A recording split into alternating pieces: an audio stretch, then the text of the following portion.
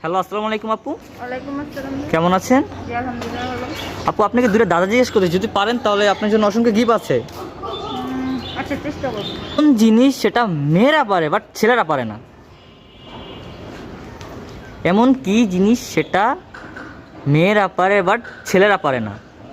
বলেন। 1 2 3 4 রান্না করতে না, রান্না তো ছিল না। 5 ওয়েট অর্ডার। 6 7 আচ্ছা কোন জিনিস 8 ছেলেরা পারে? 9 মেয়েরা 10। পারে, ছেলেরা আপু, একটার মধ্যে একটা পারলেন না, আমি দ্বিতীয় আচ্ছা, প্রশ্নে চলে যাচ্ছি। যদি না পারি তাহলে তো- এরকম কি জিনিস সেটা কাটলে বড় হয়? আমরা তো জানি জিনিসগুলো কাটলে ছোট হয়, সেটা কাটবে।